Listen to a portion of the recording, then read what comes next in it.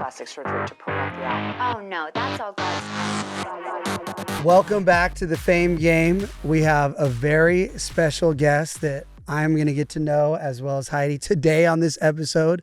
I only know who he is because on Saturday, he was one of the public speakers at the Stop SB 79 rally in the Palisades Village. And he said everything that pumped me up. And so this is Nico. And Nico is running for state senate in California.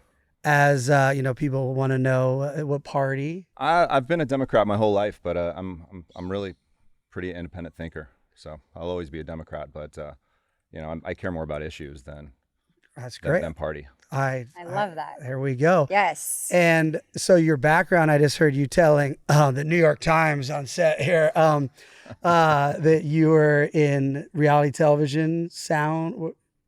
Yeah, I've spent about 26 years working in film and TV as a sound mixer. Worked my way up. Worked in a lot of reality TV, and that's been my world for a long time. And production's really kind of died the past few years.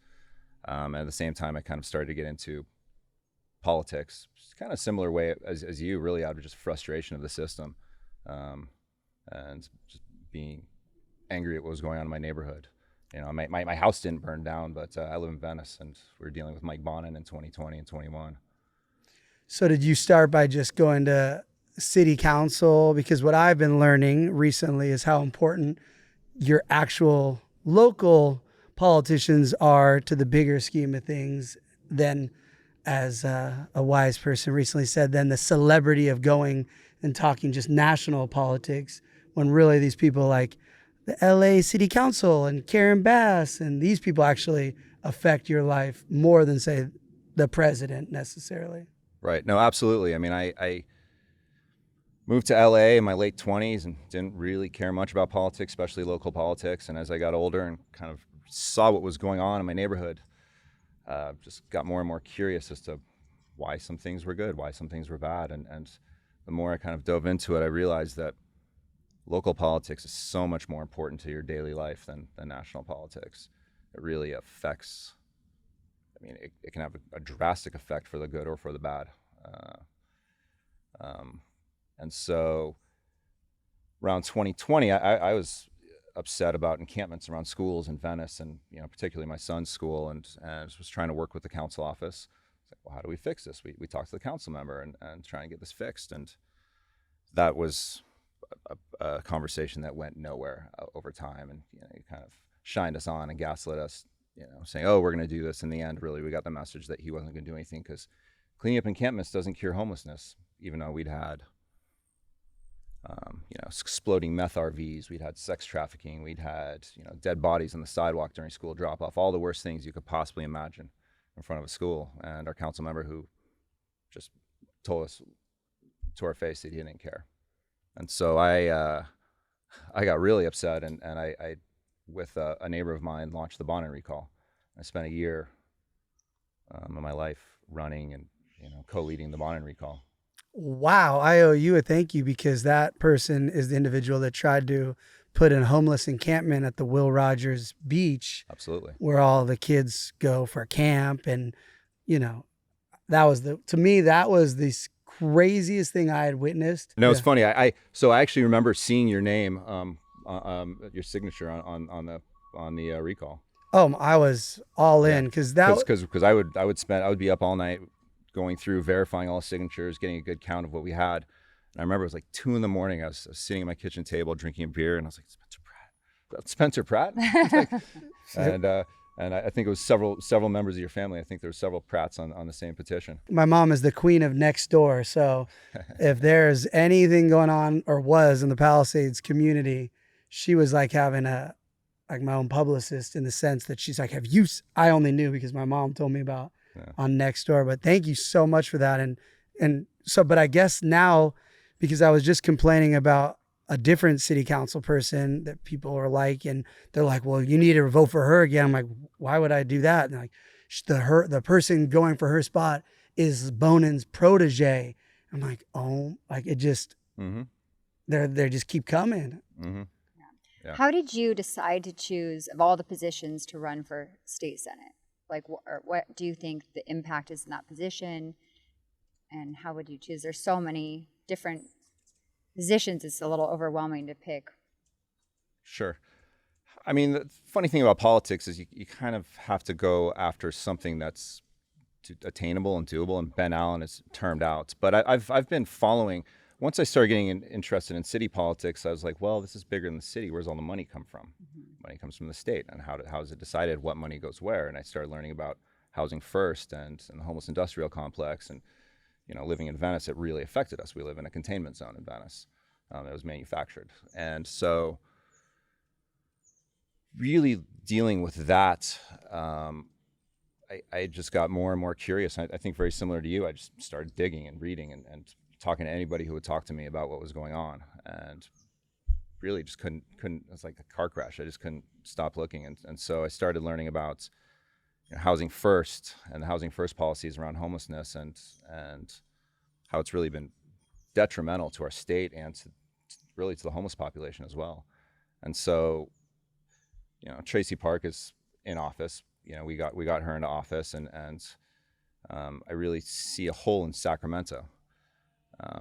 Sacramento is a lot of their votes are based on ideology and special interests, and not really representing the people. And my whole journey began trying to help out my community and represent the people. And so that was how I decided to take my stab at it. And I actually was going to launch in January 14th, and then January 7th, your community burned down.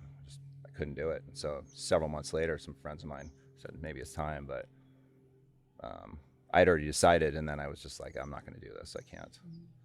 Would you move there, or would you commute? Well, you have to commute. You have to live in the district where you represent.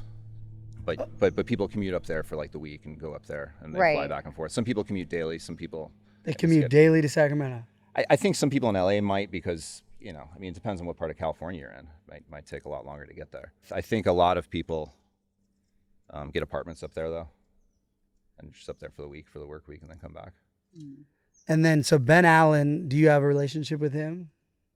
Like as in, do you have a dialogue with him? Yeah, I've gotten to know him, and we talk some. I didn't know him before this. I mean, I had met with him on neighborhood council meetings. I'm on the Venice Neighborhood Council. I met with him on neighborhood council meetings.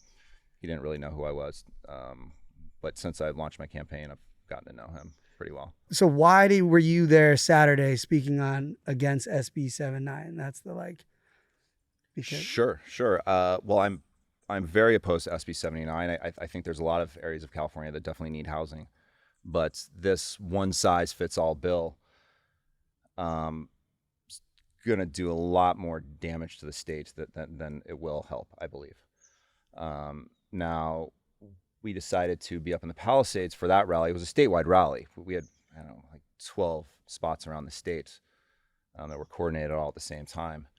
But the Palisades was symbolic because it represents one of the biggest dangers of these statewide housing mandates, because they don't take into account things like fire egress, like how do you get out, and there's nothing written into it. And I know Ben Allen told me he's at times tried to get carve-outs for high fire severity zones, and it really, he said he just had a lot of pushback and was never able to get it through. And so I actually wrote model legislation. Since I'm running, I've decided I'm going to base my campaign on, I'm going to just write model bills, and this is what I think needs to be changed. I'm not going to do any rah-rah campaigning. I'm just going to go start trying to do the job and trying to fix things.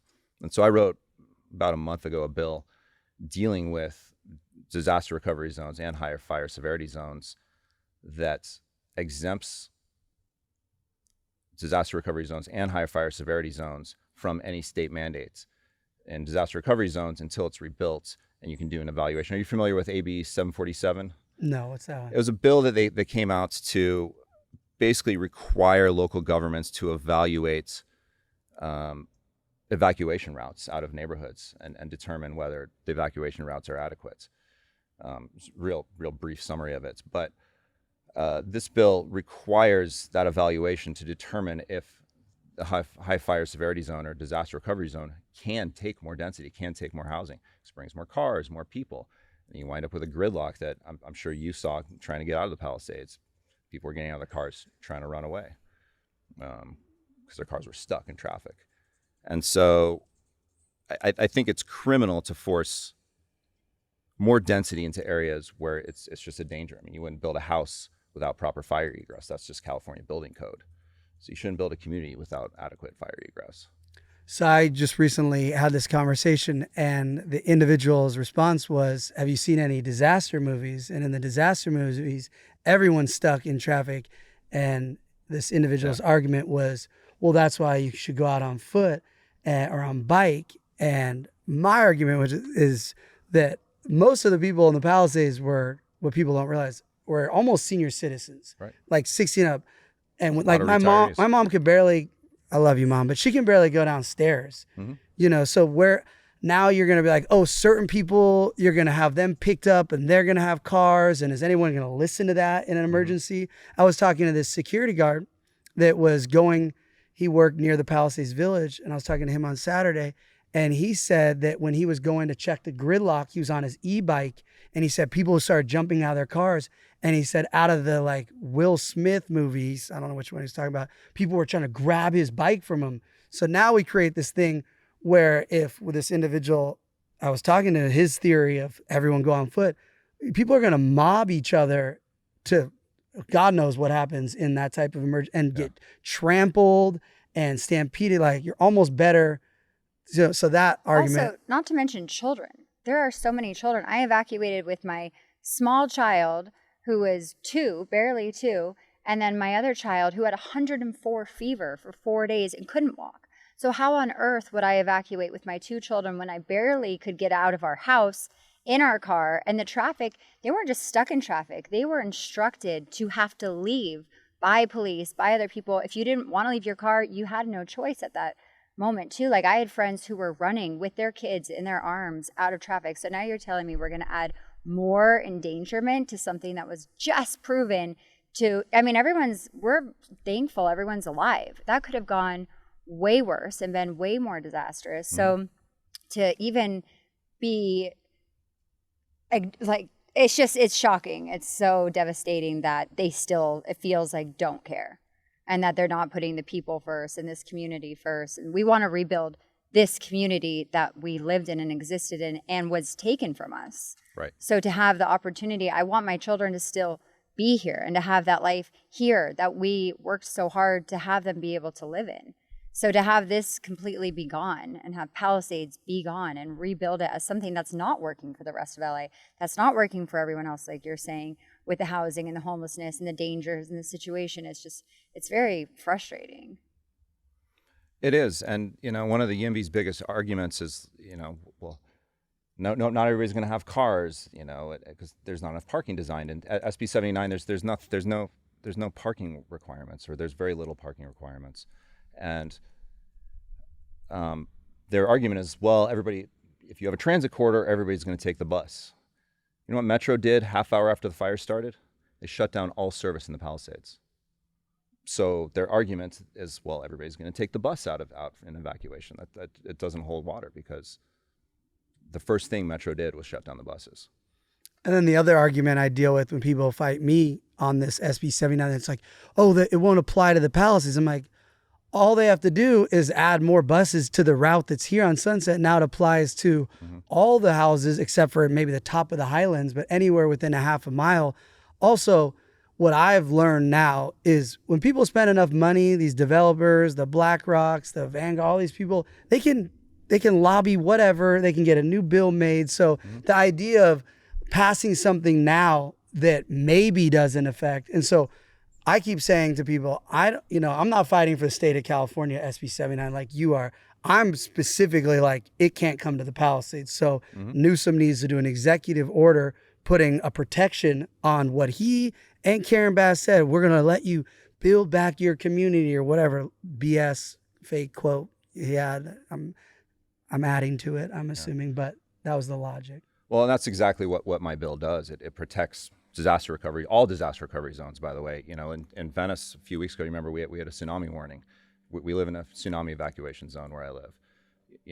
There's fires, but there's all kinds of other disasters. We have earthquakes, we have, mudslides, we have floods. So it would really apply to all disaster recovery zones, because evacuation, it's not just fires people need to evacuate from. So this bill would protect high fire severity zones and disaster recovery zones. And then if after it's recovered, they do a study and say, well, you know what, they can take a little more density, fine. If it's safe, great.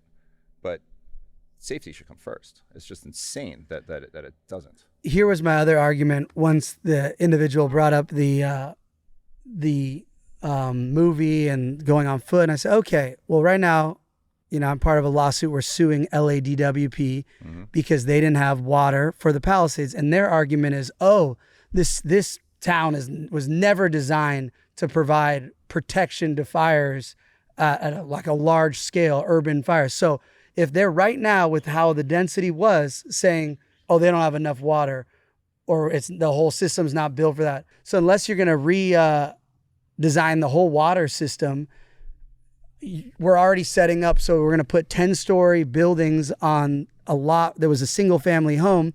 And what happens is their argument is when the houses start burning down, the pipes and the water starts shooting out. So how much water is going to shoot out of 10-story buildings that we've added to the Palisades to create more affordable housing, which it's clear from what I've been told California needs is the story. But again, I don't believe it's fair for a community that had their entire existence taken off the map, that now developers and people with a vision of how housing should be get to use the Palisades as their just their empty canvas. Right.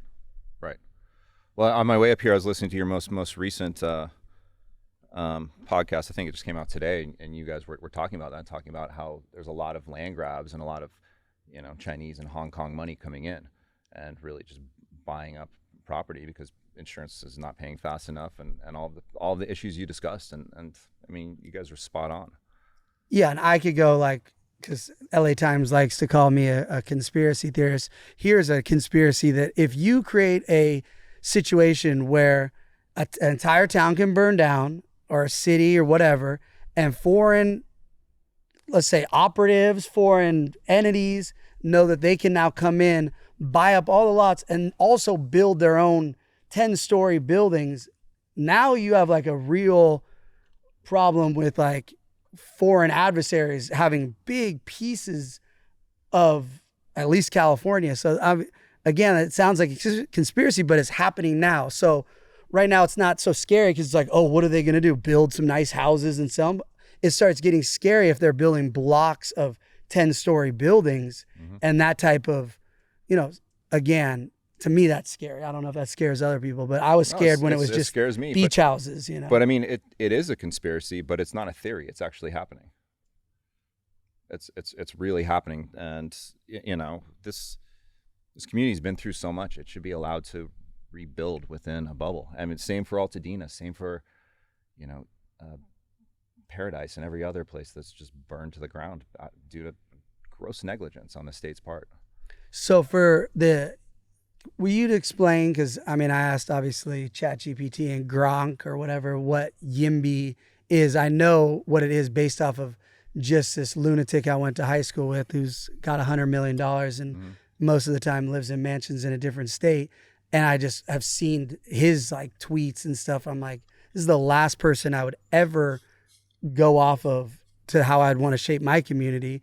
Because again, he's really just a $100 millionaire heir living in a different state when he won. So the idea of him shaping any community, let alone then bringing his thoughts to my community. So YIMBY is what is this? So, NIMBY is not in my backyard. Okay. It's a term that people, came up with to, a derogatory term towards people who live in neighborhoods who I don't want homeless housing in my neighborhood. I don't want this. I don't want that in my neighborhood. So it's not my backyard. YIMBY is yes in my backyard. So it's really just a play on the NIMBY insults that people have had for years. Now, there's really a few different kinds of NIMBYs. There's the YIMBYs.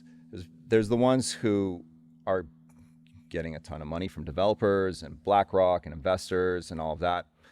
Then there's people who truly care about housing, and they feel like, you know, it's a supply and demand issue, and you know, the more housing you build, you know, the lower rents are going to be, the more affordable it is going to be. But really, a lot of what it does is it allows BlackRock and other people to come in and buy up communities and turn it into a renter society where nobody can afford, because, you know, I'm not going to be able to outbid BlackRock on a house, on a single family house. They can come in with an all cash offer and close same day. I can't do that. I have to go get a mortgage and all of that, as do most people. So I think it's a combination of really bought and paid for politicians, along with idealists who genuinely care about housing in their community. And I think in some situations their ideas make sense and some they don't. And I think a lot of it is misguided. So SB 79, a lot of people that support those, YIMBYs that support it. A lot of people I talk to are like, well, you know, I have friends who can't afford to live in LA anymore. Housing is insane here. And I get that. It's a real issue. But I don't believe that build, especially building 10-story luxury condo buildings in single-family neighborhoods, is going to affect housing. And in fact, I think it might have the opposite effect, because all of a sudden you go into a neighborhood. I mean, where's that going to happen? They're going to buy up disaster zones, and they're going to buy up in poorer single-family neighborhoods. So it's going to affect those neighborhoods, because all of a sudden you're building luxury condo buildings with a small percentage of affordable housing. It's like 7 to 10% of it has to be affordable. The rest of it can be market rate. And so that will then create gentrification in some of these neighborhoods and actually raise the property value and have a reverse effect of what they claim to be doing. Now, is that going to happen everywhere? No, but that is a potential that they're not talking about and not looking into. And that's why Karen Bass, mayor of LA, opposes SB 79, right? And the city of LA, the city council, or they just say that. Well, I think everything that Bass does is political. I don't really know what her true motivations are, but I think what she does believe in is local control, and the idea that LA is already meeting its housing mandates that were determined years back, and some other bills passed by California. So their argument was, well, we're already meeting our housing mandates, and you're basically taking away our control to plan a community, which is how you have issues with infrastructure. Is there enough power? Is there enough water? Is there enough gas? Is there enough sewage capacity? Then you have issues with egress, evacuation. Can people get in and out? Is it going to create traffic? Is it going to create gridlock? There's a lot that goes into city planning. And something like SB 79, what it does is it basically takes the power out of the local government, from the city council and the mayor, and it hands it right over to the in LA Metro. So all of a sudden you have the people who are in charge of the buses and trains in California by de facto determining what zoning happens, because they can be like, oh, we're going to run a bus line here, and they'll know they already have built-in ridership, because anywhere they run a bus line with certain schedules, and there's obviously a lot goes into what buses qualify, but the short of it is they then will determine city planning. So wherever they want to run a bus, all of a sudden developers will jump in and be able to build high density in that area. I would just wonder if any of those people had been through the Palisades at between 3 and 7 before this happened, because you literally couldn't even move cars. Ever since Apple Maps came in and Waze and all these different apps, you can't drive through the Palisades anymore. You're saying even pre-fire? Pre this fire, because before, I've lived here, almost 20 years, and Spencer's lived here his whole life, and every year it increases in traffic so much, and parking and schools, and it's impossible to get your kid into school here. I mean, this town was already so overpopulated, right. And with the new village there, which I personally loved, but it really created a new tourist attraction as well. Mm-hmm. So just the amount of people, it seemed like all of LA was already coming here. So it's just terrifying to think that you can't move back here just for safety reasons. And it's so infuriating that you're at a place where you lost your home, you lost your community, and now you don't even have the opportunity to come back if you want to, and that you have no control of it. So thankfully, Spencer has been fighting the good fight and being a voice for the community, and so many people have come out and asked him to do it, but it's so frustrating and so overwhelming that you have these politicians who have no right to come in and take away even more, and it's so frustrating. So the argument that I just recently heard, obviously it's all new to me, but the argument is, well, zoning is democracy. What does that even mean? Well, I heard you say that this morning. I've been thinking about what that even means, and I that line alone, I don't know what the context is because I haven't been privy to read that, but I think what it was saying. I mean, I believe that it's not zoning, it's democracy. I believe democracy should determine zoning. Because people should, obviously there's issues with racism and redlining, and there's historic issues when it comes to housing that are terrible and terrible history in our country. But so, and a lot of people defer to that when people say, well, you need to protect the character of a community.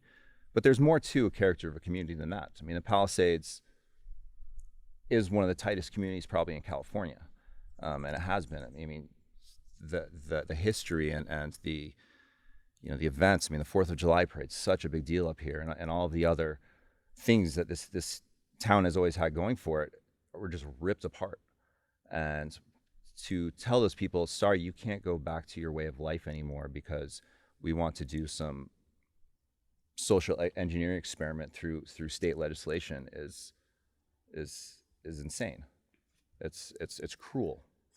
And that has been what, and why Heidi just got emotional, because it's already so insane to have to be fighting LADWP and Karen Bass and all these people that say they have complete immunity and they have no liability or expectations of protecting your community, even though you paid all their taxes and you paid all this money. So I'm already having to fight that, which to me is the most twisted, psycho thing ever, just to get that accountability. And then to add the new layer of now I have to be fighting to make sure if we're even ever able to financially be able to rebuild, to have our town even look even close to what it was before it burned down. Like, I thought the only thing we were going to be changing once like January 8th, when it like burned down, I didn't understand the whole nightmare of insurance and California Fair Plan. I thought, oh, we're just going to change everything. Everything's going to be like our neighbor's house, a fireproof house. But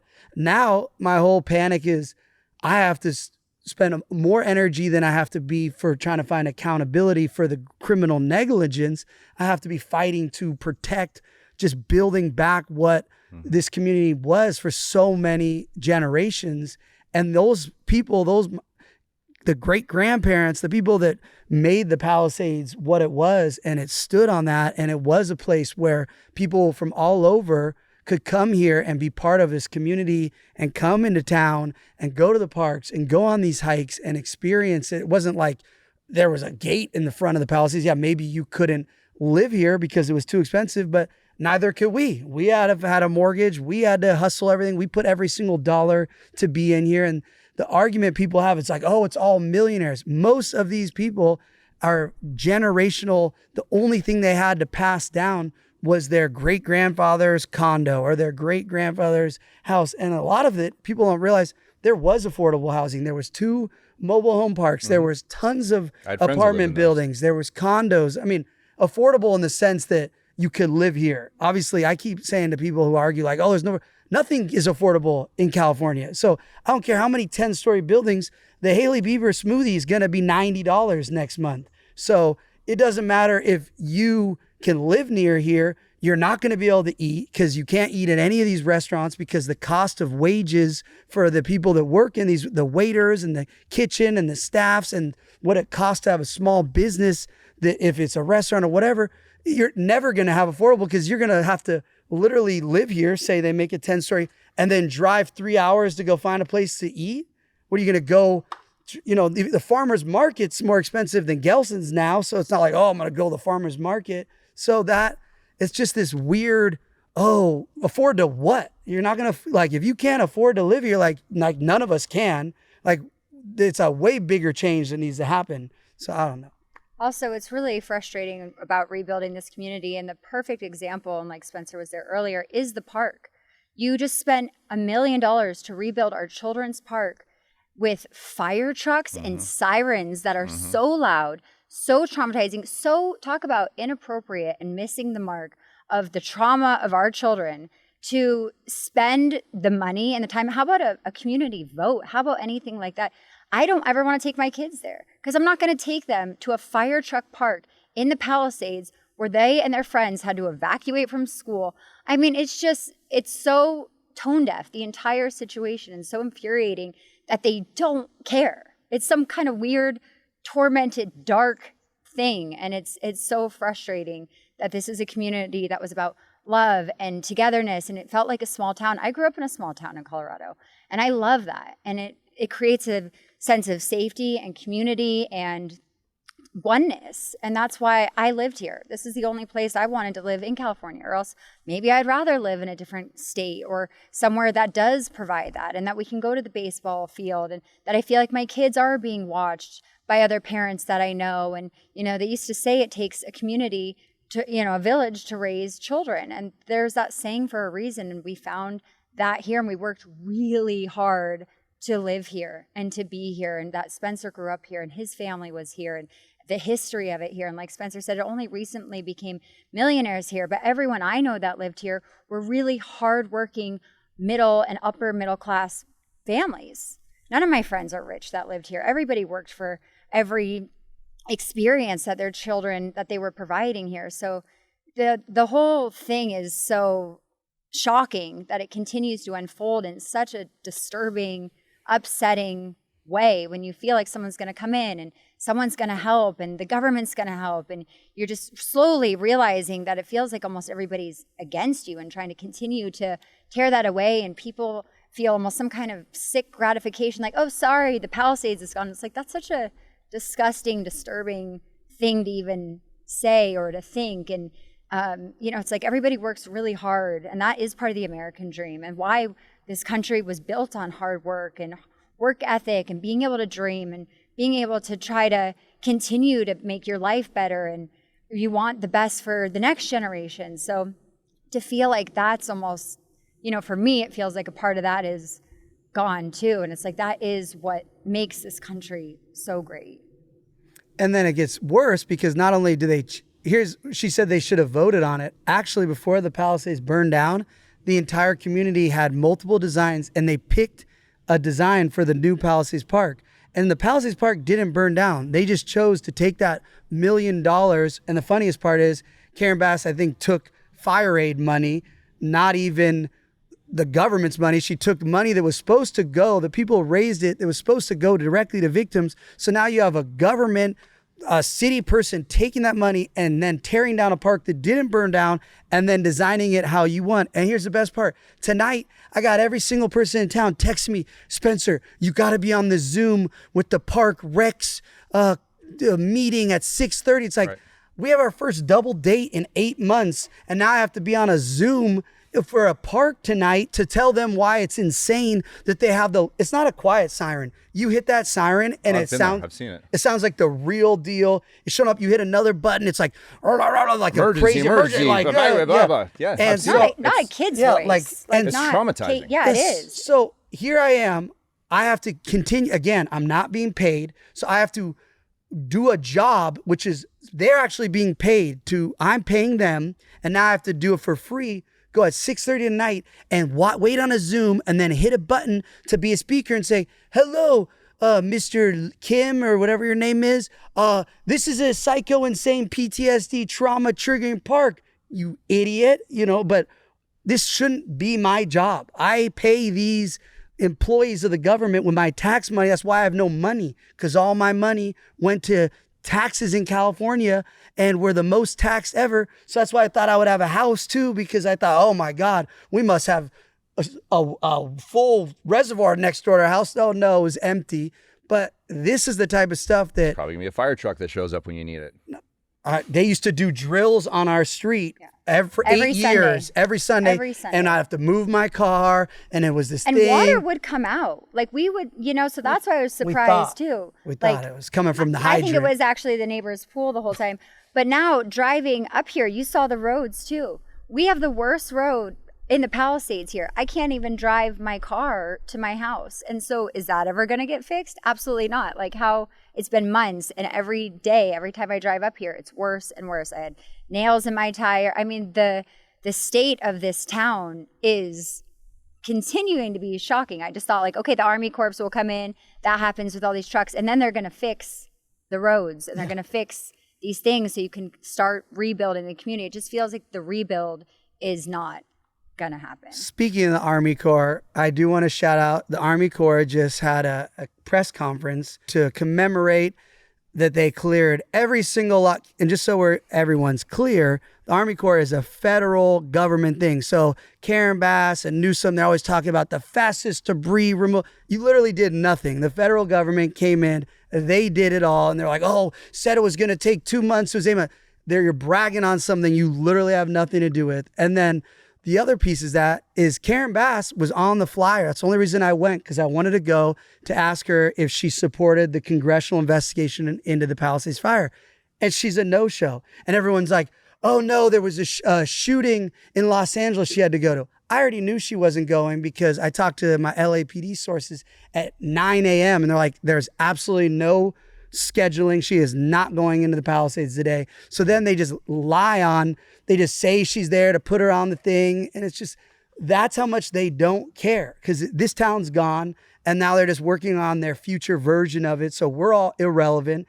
They're just stalling us out with the permits. And then like, for instance, the LA Times yesterday I read says like 600 permits, or you can go on LA County's website. I went on the permits. I circled it and put it in my story. It's 160. And my sources say that's even cooked. It's like 104 full build permits. In 8 months, there's only 104 permits for people to be able to build if they even could. And they can't, because what nobody's talking about is California Fair Plan, which everyone got stuck on because State Farm and farmers dropped everyone a month before the fire. Some people 1 week before the fire in December, like Christmas time, where these 70-year-old people that have been paying for 40 years for insurance now have zero insurance. They have no money. Somebody sent me a photo. I've been asking the person to let me post it, of their like 78-year-old dad in a lawn chair now in South Carolina, in comatose, because he can't even comprehend what just happened to his existence. And everyone in my comments should be like, oh, millionaires with insurance, blah, blah, blah. There was literally, the only people that were those people, their houses didn't burn down. I keep saying it. The actual millionaires live in the Riviera Palisades. For somehow the fire stopped right there on Amalfi. But all these millionaires that people are talking about, their houses didn't burn down. So you're not talking about it. You're talking about the people that have lived here their whole lives. They bought these houses when they were 100,000, 150,000. Like my parents got their house probably for 300 grand. The house was 120 years old. Which was a lot for them. Yeah. They had a loan. He just paid it off probably right before it burned down. Right. And now he has zero insurance because he paid for 40 years with State Farm. But since State Farm had a GPS app that connected everybody to Newsom's, to Panga State Park, that anyone with a brain knew, they hadn't maintained the brush for over 60, I thought it was 40 years. I just talked to this guy that's lived in the Palisades. They call him the sheriff. He's a gold medalist volleyball player in the Olympics. I'm going to get him on the podcast. He said 40 years. I've been on this hill for 65 years. They've never cut a single bush. And so we're getting him on. So I feel like we've gone so many places. So what's your advice for these communities, for people in California, for what's going on in the world right now? How can you make a difference? What steps can people take? Well, I think people can take steps, exactly. First of all, you have to pay attention. You have to show up to your local meetings. You have to read your local newspapers, because you can't trust the big newspapers to report on hyper-local issues. The LA Times isn't going to report on, there's missing water. Whereas, Jamie Page from the West Side Current, had she known about that, it would have been front page on her paper. So you have to pay attention locally what's going on. You have to get involved, and it's a pain in the butt. Like I don't want to be on a Zoom at 6:30 at night either. Like right, that's a terrible way to spend your life. But what's the alternative? The alternative is letting the corruption take over local politics and ruin your community in one way or another. And so, what you can do is exactly what you guys are doing. I mean, you have to search for the truth, which is why, you remember when I first reached out to you, I've been following you, but I was pissed off at that LA Times story, that hit piece that was placed on you. And I was like, first of all, half the stuff in this story isn't even true. This writer has no idea what they're talking about. And how dare you criticize somebody whose only crime is trying to stand up for their community? And, I don't know you. We haven't really talked about this, but my gut is telling me you feel like, hey, I have this platform. I've millions of followers on social media. I'm obligated to use this tool that I have to speak out and raise awareness and do what I can to learn about what's going on and protect my community. And that was how I saw you. Are you going to get everything right? No. Am I going to get everything right? No. I wasn't raised to be a politician.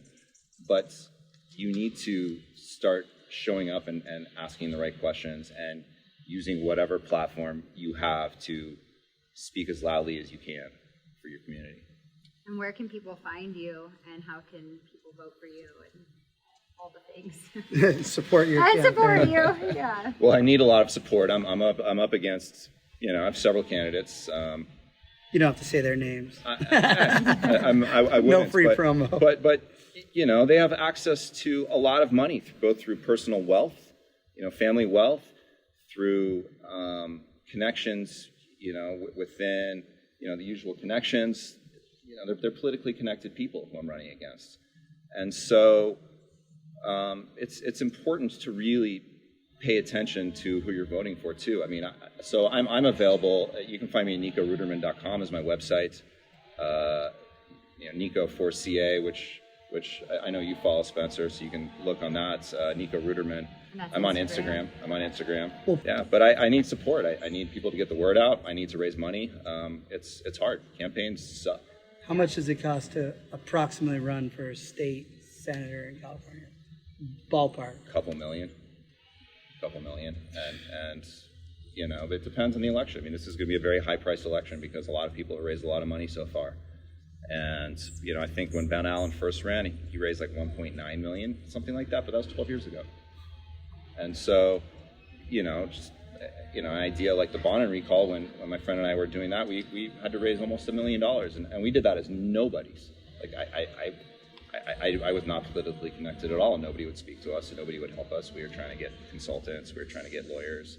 Nobody would talk to us because we were trying to recall a Democrat, even though we were Democrats. And so, money, politics, all it is money. It's just a big money game. I like also what you're saying, and that's what Spencer keeps saying. Like, this isn't about politics and what side you're on. It's about what's right. It's about rebuilding. It's about justice, so it's like, I love what you're representing with that. It's about bringing California back, the independent, what you're saying there. I just think there's so much value to that. Yeah. So thank you. Well, thank you for having me. Wow, what a treat. Yes. It's been great to actually finally meet you all. And, Yeah. I've been following your story with heartbreak with you guys, so Thank you.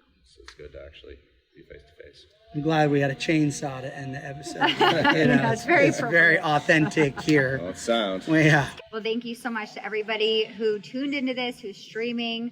Watch all of our episodes. You can catch up. Please leave the best possible comments and 5-star reviews. We'll see you next week, and God bless you all. The 5-star matter because, like, if you do Apple Podcasts, that boosts you up to the top charts. So even if you're like, oh, it doesn't matter, it does matter. It's just like a little algorithm game. do not forget to pre-order Spencer's book, and it has been top charts. So excited, top of all the charts. So please pre-order. Last I looked, I'm 8 spots away from passing our almost president, Kamala Harris. So if there's one race I care about right now in California, it's my book versus Kamala Harris's book. So the guy you loved, past tense, the guy you loved to hate, Spencer Pratt. And it's Amazon is the chart I'm talking about. But you can buy it if you're like, don't like Amazon. We love Amazon. Hey, Amazon, you want that to say Amazon, say Heidi would? Just DM me. But it's also on anywhere you can buy a book. So please, I need to sell 30,000 of these books to get #1 on the New York Times bestseller list. And it has to come from 30,000 different people. So even if you're like really rich and want to hook it up, I'll end up with like a sword next to it. I don't want one of those daggers. Buy as many as you want. want. Hey, all fine with a dagger. You'd buy it if you got 30. Okay, great. sorry. Okay. Thank you. Thank you so much. I ordered mine. Yes.